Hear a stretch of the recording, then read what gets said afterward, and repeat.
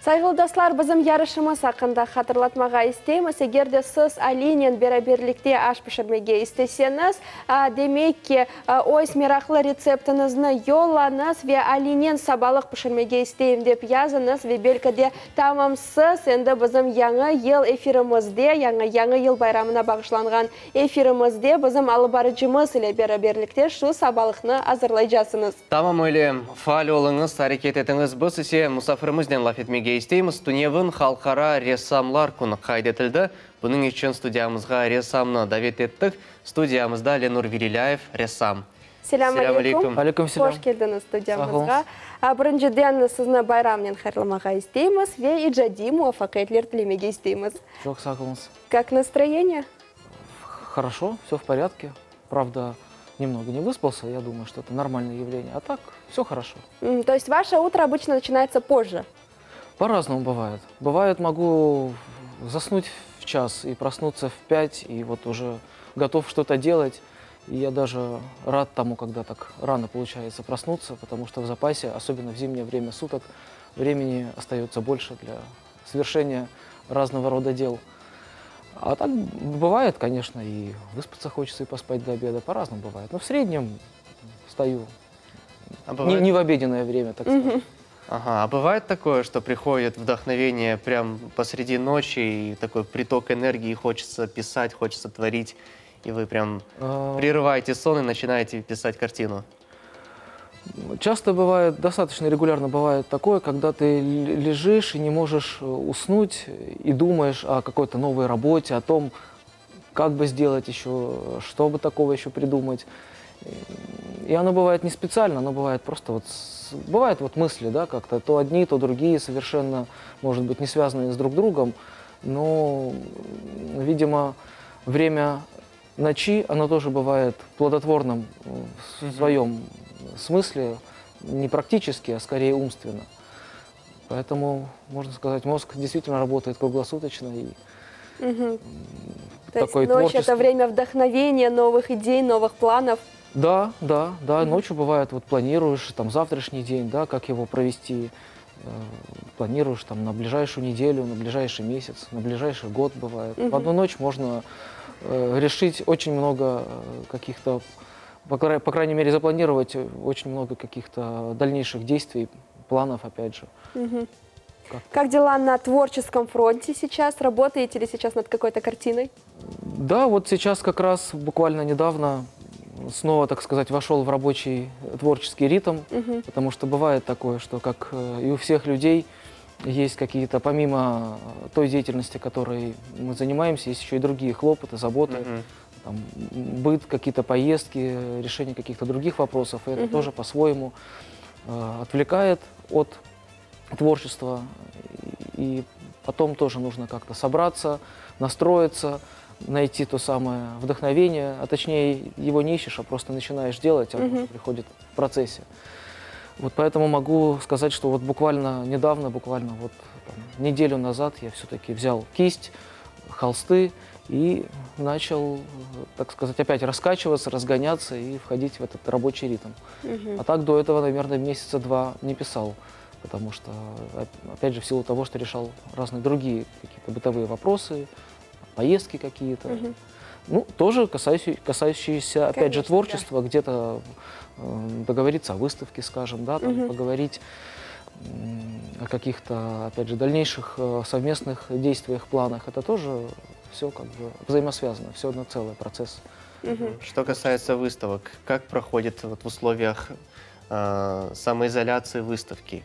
Они проходят как-то в онлайн-режиме или просто безлюдно, или в торговых центрах можно организовывать? Могу сказать, что, как и раньше, благодаря, конечно, тому, что есть у нас как инструмент, так сказать, возможность поделиться своими новостями, да, в том числе и творчеством. Хорошо, что вот есть социальные сети, да, Facebook, Instagram, ВКонтакте. Вот, собственно, там постоянно, непрерывно как бы выкладываю свои работы, свою какую-то деятельность. А в условиях, вот в плане таких вот практических выставок, то давненько не было выставок. Крайняя выставка была в марте месяце в городе Саки в Музее истории, грязелечения и краеведения. Как раз вот все еще было, так сказать, спокойно, обычно. Открыл выставку, и буквально через пару дней вот было объявлено, что вот карантин, и всем сидеть дома. Успели, да? Ну, выставка как-то так вот тихо, молча, так сказать, провисела, также молча закончилась. Вот это была крайняя выставка. Но сейчас все равно есть какие-то предложения, все равно люди планируют, все равно предлагают, и сам я тоже планирую как-то в ближайшем будущем. Опять же, не то чтобы там гоню лошадей, как говорится, да, будет удобная возможность, будет благоприятная, так сказать, среда. И я все-таки верю и надеюсь в то, что вот этот пик вот этих вот неожиданностей уже как-то все-таки сходит на нет. Мы тоже надеемся, да. Да, и поэтому я думаю, что потихонечку, как говорится, я ваш, не ваш, да, будем снова заниматься и выставочной деятельностью. А пока вот с помощью интернета, с помощью, так вот, бывает там, кто-то в мастерскую может прийти, так показать работы. Ну, или же бывают групповые какие-то выставки время от времени, в которых также принимаю участие. Вот сейчас перед Новым годом, я думаю, что должны быть какие-то предновогодние выставки, рождественские выставки. Пока вроде бы таких вот прям запретов кардинальных на это условия нет. ограничены, Да, но тем не менее, да, конечно, то есть работа фактически продолжается. как бы какие-то культурные мероприятия проводятся, но в каких-то ограниченных, при определенных каких-то условиях. Да? Поэтому посмотрим, я думаю, что все будет. Да, Вы сказали, что работаете над картиной в данный момент. Сколько времени уходит приблизительно, чтобы создать вот с нуля картину? Да, и все-таки что за работа? Расскажите, в чем идея основная? Это будет природа, это будет... А вы работаете, я не знаю, как называются вообще жанры, но в ваших картинах нет людей. Там пейзажи, какие-то предметы, элементы. Ну, в основном, да, я творю в жанре пейзажи, натюрморты в основном. Так мне как-то комфортней, свободней. Конечно, я могу писать и портреты, и фигуру, и могу там жанровую картину написать, но это было в училище, в процессе обучения. Ну, как-то уже в дальнейшем я выбрал для себя более, так сказать, такой более комфортный путь для соответствующий моему темпераменту, да, моей души, моему комфорту. Вот. А то, что людей на картинах немного, это тоже никак не связано с какими-то идеями, да, убеждениями. Просто, опять же, мне, наверное, не так интересно людей рисовать, как когда рисуешь, пишешь пейзаж, он все-таки располагает к более свободному действию, к более свободным движениям руки, кисти, мастихина, а уже пропорции человека, анатомия, это уже как бы обязывает, наверное, требует каких-то определенных рамок, да, какой-то вот усидчивости, сходства, пропорции. То есть это как бы не мой конек, так скажем. Но тем не менее каждая работа несет в себе какой-то посыл. Конечно, правильно? конечно. В первую очередь это энергетика, это эмоции, это впечатление от увиденного, это вот как раз живопись, вот это главная задача живописи, это цвет. Вот, собственно, вот это и есть, наверное, главный посыл: цветом, цветосочетаниями передать какую-то данную эмоцию, там, праздника, там, шутки, игривости, но в любом случае через какое-то позитивное восприятие того, что я вижу, и через позитивное, так сказать, позитивную передачу уже с помощью вот того, что я делаю, да. А как быстро я пишу картины? Ну, опять же, я подхожу к работе, к исполнению там, живописи, картины довольно легко в один момент, вот здесь и сейчас, вот, как бы в одно дыхание, так как эта эмоция, она вот здесь, она неуловима. Опять же, мне не интересно там долго жить этой эмоцией, да, потому что они все время меняются, ты видишь что-то новое, новое, третье, пятое, и в мире много очень привлекательного, красивого, все время восхищаешься, и не хочется надолго задерживаться там на одном холсте и писать его там неделю. И можно перегореть, да. оставить Поэтому, картину незаконченной. Да, поэтому это, можно сказать, фактически такой набросок, зарисовка вот этой вот эмоции. То есть это не какая-то долгая, кропотливая, там, ответственная там, работа, да, как это, допустим, там, писалась бы какая-то большая жанровая картина, да, скажем, там, с каким-то определенным там, сюжетом, темой, историческая там, или еще что-либо. То есть это такая вот, как этюд, как музыкальные пару аккордов взял, там, что-то за один присест, да, сочинил, вот то же самое. Вот на одном подходе импровизация такая. Поэтому это может занимать, это я могу написать работу, она может выдаться и за час, а может выдаться и за полдня, скажем, да. Начинаешь, там, скажем, большую работу метр на метр, да, там, или метр 20 на метр 20, думаешь, о, холст большой, ну, наверное, часов 6-7, а то и 8 я, наверное, потрачу. Раз, и думаешь, о, так можно и оставить, там, прошел только час, и неожиданно для себя понимаешь, что, да, замахал такой большой холст, там, за час, за полтора, да, думаешь, а что, может быть. А бывает, что небольшую работу пишешь, там, 5-6 часов, в зависимости от сюжета, задачи и того вообще, как идет работа. Как настроение отражается в ваших работах? Настроение? Ваше настроение. Ну, это, наверное, виднее уже вот тем, кто обращает на это внимание, тем, кто смотрит на работы, видит их.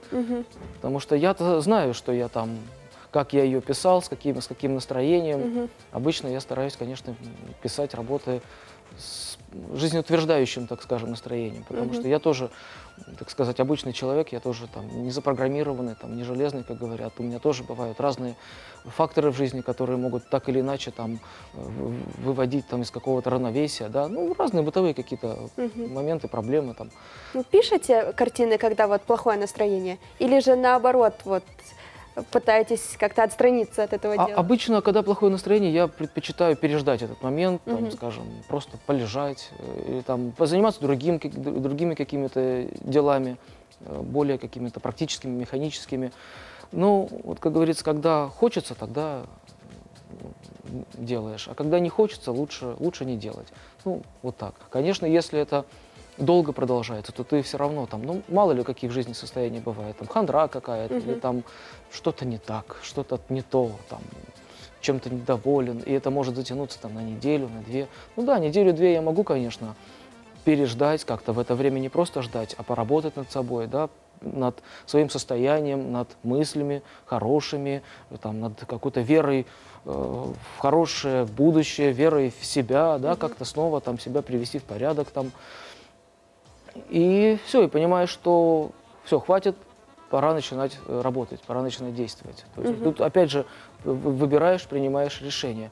Да, на этот момент, когда ты принял решение дальше работать, может быть, еще ты не достиг того состояния дзена, да, как говорят, там, абсолютного равновесия и спокойствия. Но, как говорится, главное начать. То есть главное, что ты решил уже начать, а когда ты начинаешь, то, как говорится, как рукой снимает уже в процессе.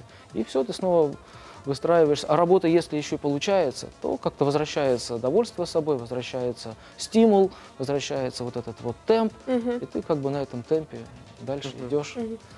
Очень часто в ваших работах можно заметить достопримечательности Крыма. Как архитектурные, так и природные достопримечательности. Вот что вам больше всего нравится? Море Крыма, либо же мечети, либо какая-то другая достопримечательность? Мне вообще нравится весь Крым. Вся его природа, все его разные ландшафты, архитектура, и мечети, и там, храмы разные, церкви, да, там, и синагоги, и там, другие какие-то исторические дома, сооружения. Это все как бы один большой пласт истории Крыма, это все один большой пласт разных культур. И то, как оно между собой взаимодействует, вот так вот тесно и дружно, мне кажется, это в целом все как бы должно как-то восхищать. Вот. Мы вам желаем успехов, вдохновения. Спасибо, что посетили нас сегодня. Чох сагыл нас в преддверии новогодних праздников. Что вы пожелаете телезрителям? Ну, наверное, на сегодняшний день как никогда актуально главное здоровье, как говорится.